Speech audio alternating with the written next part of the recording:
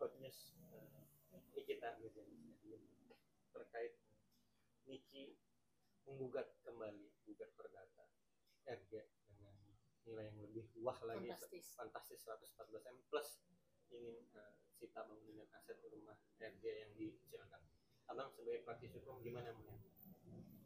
Ya kalau gugatan itu kan hak setiap warga negara ya. Tetapi kan nanti hasilnya ya putusan pengadilan. Majelis nanti akan melihat korelasi antara gugatan itu dengan kerugian yang diperoleh, apakah memang benar-benar ada dasar hukumnya. Nanti semua itu juga bergantung kepada hasil pemeriksaan saksi-saksi dalam persidangan dan alat bukti yang diajukan tentang apa. Nanti hakim akan menilai di situ. Kalau mengajukan gugatan sih boleh-boleh saja. Walaupun di gugatan pertama Niki mencabutnya karena dengan alasan fokus ke pidana, dan sekarang ingin mencoba lagi gugat perdata. Yeah. Karena banyak yang bilang ini yang modus baru lagi, strategi baru lagi dari PH-nya itu untuk ya dalam kutip ingin menghentikan pidana, sedangkan pidana kan tetap berjalan sih. Iya. Kalau menurut saya menghentikan pidana itu nggak mungkin karena memang pidananya sudah berjalan. Tetapi yang mungkin itu adalah akan ada suatu analisa dari majelis hakim tentang kedudukan daripada gugatan perdatanya ini.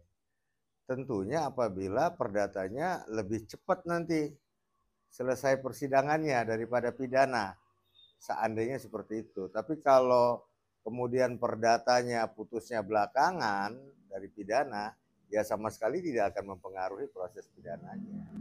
Tapi kalau perdatanya lebih dulu putus, kemudian hasilnya perdata memenangkan Nikita, ya kan? Nah, itu bisa menjadi pertimbangan tersendiri dalam perkara pidananya itu.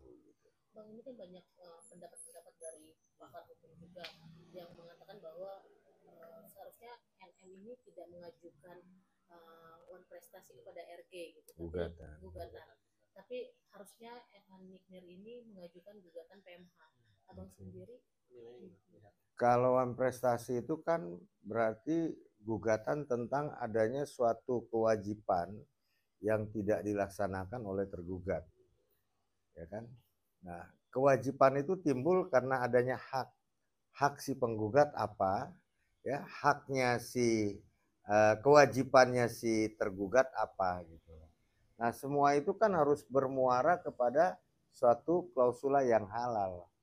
Dia jadi ada suatu objek yang disengketakan itu tentang apa.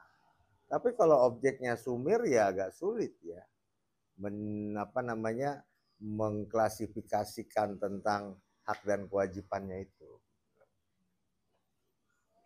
Bang, kalau misalkan banyak netizen juga berpendapat NM ini akan berat lagi hukumannya dengan sikapnya yang tidak baik di dalam ruang persidangan. Ya.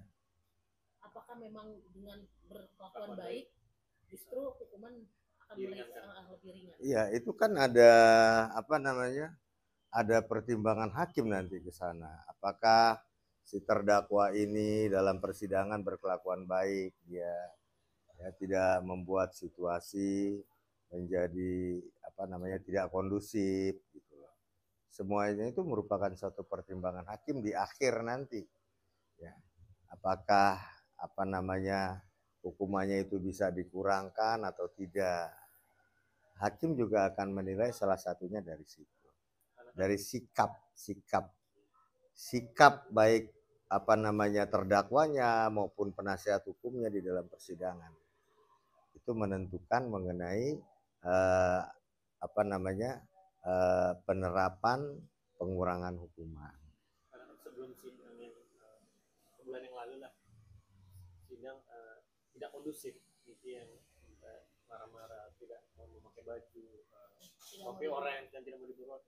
Dan sekarang orang lagi Niki sampai ditunjuk jaksa, itu membuat hakim merasa sampai melerai mereka berdua, jaksa dan ini bisa benar-benar jadi pertimbangan lagi berarti kan, Justru karena Iya, memperkeruh. itu salah satunya yang akan dipertimbangkan. Untuk apa? Dalam rangka untuk meringankan hukumannya. Begitu. Kan ini minggu lalu itu saksi ahli yang dihadirkan dari pihak JPU, Bang. Saat memberikan kesaksian, si pihak saksi ahli ini menampilkan video yang membuktikan bahwa pihak RG ini tuh tidak ada tekanan saat komunikasi dengan pihak NM ataupun Mail gitu, Bang. Namun break ada suara azan.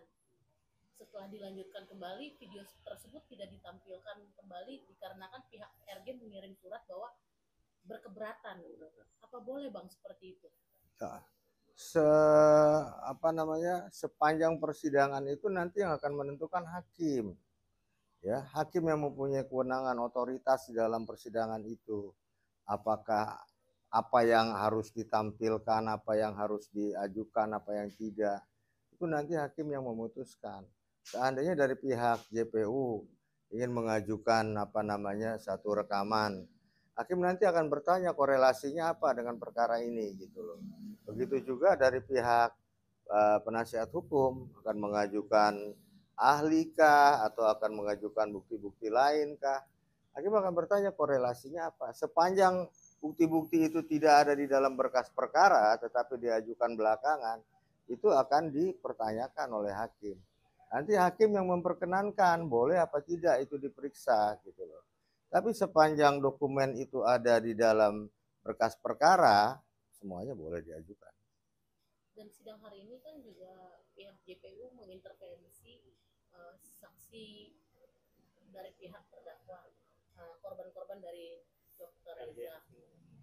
Sebenarnya sikap atau adabnya pihak JPU ini saat memang bertanya itu harusnya seperti apa sih, Bang? Karena kan ketika si korban mengatakan bahwa saya lupa yang mulia, saya tidak tahu yang mulia, tapi justru kayak digas gitu. Itu saksinya saksi fakta atau saksi korban dari maksudnya yang menghadirkan siapa? Dari pihak NM. Oh, berarti saksi ada cat yang meringankan. Ya, kalau saksi yang meringankan itu nanti yang diberikan kesempatan untuk bertanya itu penasihat hukumnya. Nah, kalau seandainya ada tekanan-tekanan dari JPU, tentu penasihat hukum harus mengajukan keberatan kepada majelis. Nanti majelis yang akan meluruskan itu. Tidak boleh itu ada tekanan di dalam persidangan. Semuanya harus terbuka, harus fair. Gitu. Terkait kacamata abang ya, sebenarnya Nici kena pidana berapa lama sih kalau TPPU itu? Ada yang bilang maksimal 20 tahun. Dari abang sendiri seperti apa nih? Kita boleh bisa. Oh enggak sampai sejauh itu. Kenapa, Bang? Jadi ini kan pasal yang diterapkan ini kan di primernya itu 369 ya kalau nggak salah saya. 369 itu tentang pemerasan dengan pengancaman. 369 itu ancaman hukumannya cuma 4 tahun. Kemudian kalau di subsidiarnya 368 pengancaman biasa itu ancaman hukumannya lebih ringan lagi cuma 9 bulan. Yang berat itu adalah pasal tentang pemerasan dengan kekerasan. Artinya ada upaya untuk menyakiti si korban itu. Nah, itu ancamannya memang 9 tahun, tapi kan tidak didakwakan di sini kan. Didakwakan di sini hanya 368 junto 369 junto 368 ya gitu ya. KUHP junto lagi ke pasal 55 ayat 1 ke 1 KUHP. 55 ke 1 ayat 1 KUHP itu adalah tentang penyertaan. Jadi terdakwanya itu bukan satu orang, lebih dari satu orang. Berarti ada yang ikut membantu terlaksananya tindak pidana itu. Makanya dijuntokan ke pasal 55 ayat 1 ke 1 KUHP. Nah, kalau bicara soal TPPU, ya, nah TPPU itu juga jarang sekali yang dikabulkan oleh hakim apabila terdakwa TPPU-nya hanya satu orang. Berarti si pelaku pidana pokok, ya, pidana pokok dengan dia melakukan TPPU, ya, itu bukan TPPU namanya, dia menggunakan uang itu, uang hasil kejahatan digunakan, ya, digunakannya untuk apa?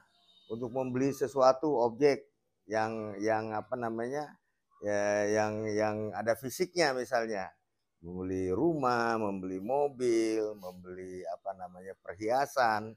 Nah itu nanti objek-objeknya itu disebut sebagai objek dari yang berasal dari hasil tindak pidana. Itu kan bisa disita oleh penyidik, ya kan?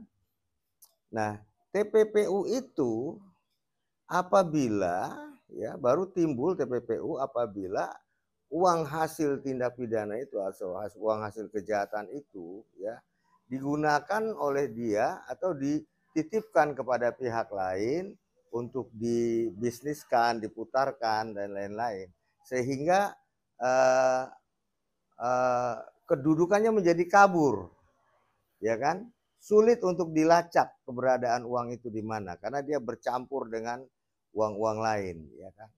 Dan si yang menerima itu harus jadi terdakwa juga, harus jadi tersangka juga dalam proses penyidikan. Tersangka apa? Tersangka dalam TPPU.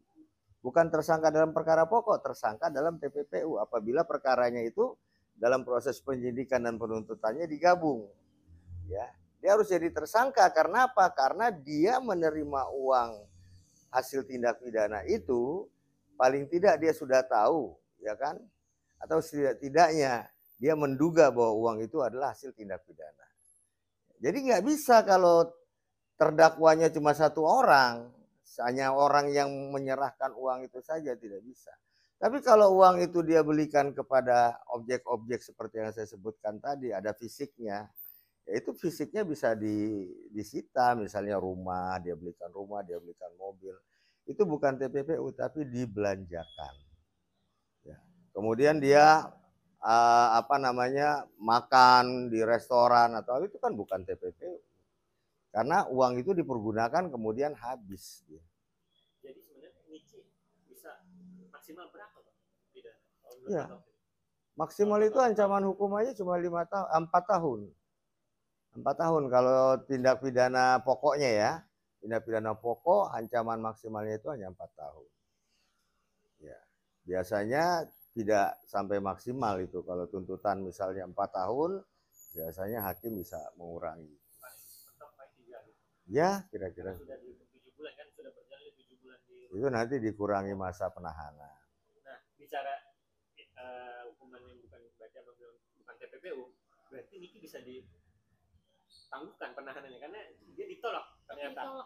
Karena kan kalau penahanan kan kalau bisa dibilang kan yang bukan di atas 5 tahun, di bawah 5 tahun bisa ditangguhkan. Bertambah ini.